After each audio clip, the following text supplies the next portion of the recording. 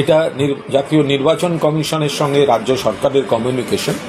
এই মুহূর্তে এর উপর দাঁড়িয়ে দলের তরফে কোনো বক্তব্য নেই, কিন্তু বিজেপির নির্দেশে জাতীয় নির্বাচন কমিশন এখতিয়ার বহির্ভূত অতি সক্রিয়তা দেখাচ্ছে কিনা সেটা নিয়েও খতিয়ে দেখার প্রয়োজন রয়েছে।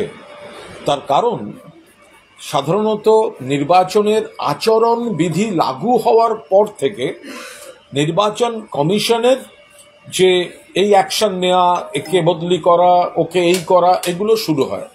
কিন্তু সেই আচরণবিধি লাগু হওয়ার অনেক আগে যদি বিজেপিকে কোনো রাজনৈতিক সুবিধা পাইয়ে দেওয়ার জন্য কোনো ধরনের চাপিয়ে দেওয়া পদক্ষেপের পক্ষপাতী হয়ে যায় নির্বাচন কমিশন, সেক্ষেত্রে প্রশ্ন তোলার অবকাশ থাকছে।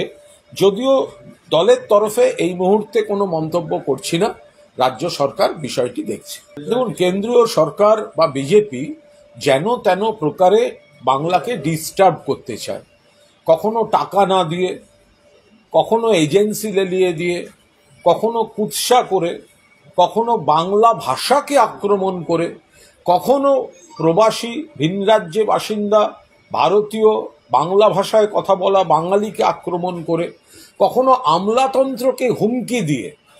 এদের বিরোধী নেতা তো কথায় কথায় নাম ধরে ধরে বলে একে বদলি করব, ওকে এই করব, ডব্লিউবিসিএস এই করব, আইএএস আইপিএস ওই করব। তো এটাই একটা উচ্চতর ফরম্যাটে নির্বাচন কমিশনকে ব্যবহার করে বিজেপি করছে কিনা সেগুলোও খতিয়ে দেখা দরকার। তবে এখনো পর্যন্ত বিষয়টা সরকার দেখছে। এই মুহূর্তে দলের তরফে কোনো বক্তব্য অতিরিক্ত রাখছে। দেখুন, সব থেকে বড় কথা হচ্ছে তৃণমূল কংগ্রেস অবাধ গণতন্ত্রে বিশ্বাস করে। বাংলায় পরাজিত হয়েছে বলে বাংলার টাকা বন্ধ করে দেয় কেন্দ্রীয় সরকার, বিজেপি সরকার, এবং তাই নিয়ে আস্ফালন করে ক্ষমতার দম্ভে। কিন্তু মমতা বন্দ্যোপাধ্যায়ের সরকার যে এলাকা, যে জেলা, যে পার্টিকুলার বুথ বা পার্ট তৃণমূল কংগ্রেস হয়তো ভালো রেজাল্ট করেনি বা পিছিয়ে আছে, সেখানেও কন্যাশ্রী থেকে লক্ষ্মীর ভাণ্ডার সমানভাবে যায়।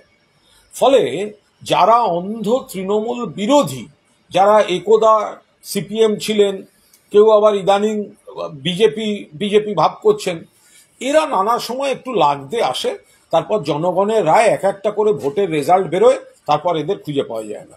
বিরোধীরা যা ইচ্ছে বলুক, যা ইচ্ছা করুক, বাংলার মানুষের মনের মধ্যে তৃণমূল কংগ্রেস আছে, মমতা ব্যানার্জি আছে, উন্নয়ন আছে, এবং বিরোধীদের বাংলা বিরোধিতার বিরুদ্ধে প্রতিবাদ আছে।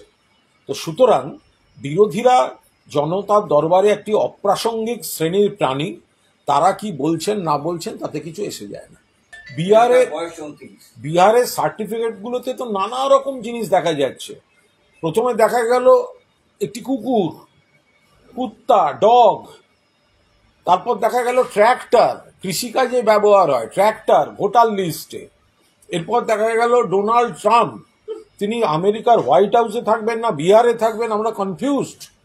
এরপরে দেখা গেল লর্ড রামা, তাঁর তো নতুন বাড়ি তৈরি করে দিয়েছে অযোধ্যায়, তিনি বিহারে কি করে ভোটার তালিকায় এলেন ভগবান জানে। আর গতকাল সর্বশেষ দেখা গেছে বিল্লি বলি মিয়াও, ক্যাট, ভোটার ওই সব ওই সার্টিফিকেটে ক্যাট মিয়াও। তো এখন তারপর কার জন্ম বেরোচ্ছে, বয়স বেরোচ্ছে 124, ও 150, 200, 300 নানা রকম জিনিস বেরোবে। আমরা তো এটাই বলছি যে ছেলে খেলা করছেন কেন, জেনুইন ভোটারদের হয়রান করছেন কেন? যারা জেনুইন ভোটার, যাদের ভোটের উপর দাঁড়িয়ে প্রধানমন্ত্রী হয়েছেন, স্বরাষ্ট্রমন্ত্রী হয়েছেন, কেন্দ্রীয় সরকার গঠন করেছে, সেই ভোটার তালিকা নিয়ে এই ধরনের মানুষকে হয়রান করার রাজনৈতিক উদ্দেশ্যে এসবের মানে কি? তো ফলে তাহলে আপনারা কেন্দ্রীয় সরকার পদত্যাগ করুক, সরকার ডিসলভ করে দিন, আগে সব ভোটার তালিকা ঠিক হোক, তারপর তার উপর দাঁড়িয়ে তো কেন্দ্রীয় সরকার হবে। যদি ভোটার তালিকাতে এত সংশোধন দরকার হয়, তার উপর দাঁড়িয়ে তো কেন্দ্রীয় সরকারের নির্বাচিত হওয়াটা তো তাহলে সেক্ষেত্রে অসাংবিধানিক। তো তাহলে কেন্দ্রীয় সরকার ইস্তফা দিক, আর পুরো তৈরি হয়ে যাওয়ার পর ভোটার লিস্ট, তারপরে নতুন করে লোকসভা নির্বাচন হোক। এলেন কি করে? এটা তো তদন্ত হওয়ার মতো। বিজেপির বিধায়ক ভোটার লিস্টে নাম নেই, তার বাবা মার নাম নেই, এখন সিএ লিস্টে আবেদন, মানে ইয়ার কি হচ্ছে নাকি? বিজেপি তো এইসব কাণ্ড কারখানাগুলো করেছে। সীমান্ত দেখার কথা বিএসএফ এর, কারা বিএসএফ, ওই বিএসএফ কাদের হেল্প করেছে? কেন্দ্রের বিজেপি। তো বিজেপির বিধায়ক যদি ভোটার লিস্টে নাম না থাকে, তো সেই দলের আবার কোনো কথা বলার মুখ থাকে? তার নাম নেই, তার বাবা মার নাম নেই, অথচ সে আছে, সে আবার বিধায়ক। তারা আবার বড় বড় কথা বলে ভোটার লিস্ট নিয়ে। অভয়ার বাবা এবং মার প্রতি পূর্ণ সম্মান জানিয়ে, পূর্ণ সহানুভূতি জানিয়ে বলছি যে 9ই অগস্ট সব চ্যানেল, সব কাগজ, সব পোর্টাল, সব সোশ্যাল মিডিয়া, সবার হাতের মোবাইলের ক্যামেরার ফোকাস ছিল অভয়ার বাবা মায়ের উপর।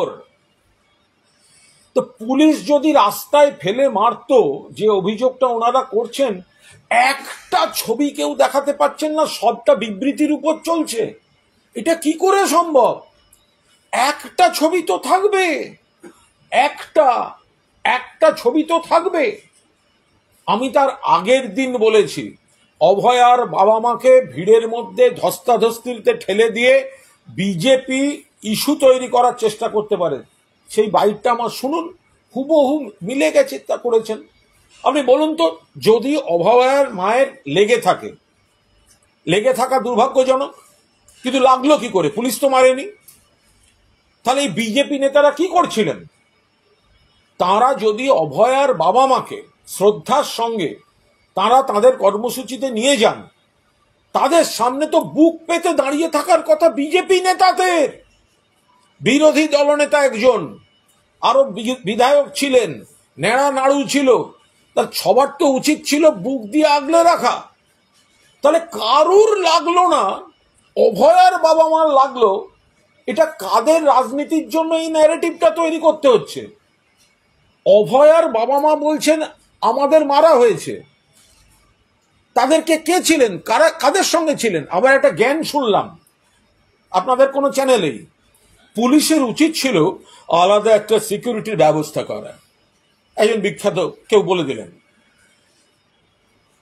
আরে মিছিলটায় ওরা আসছেন, আগলে নিয়ে আসছে বিজেপি নেতারা, তারপর ব্যারিকেড, পুলিশ এপাশে।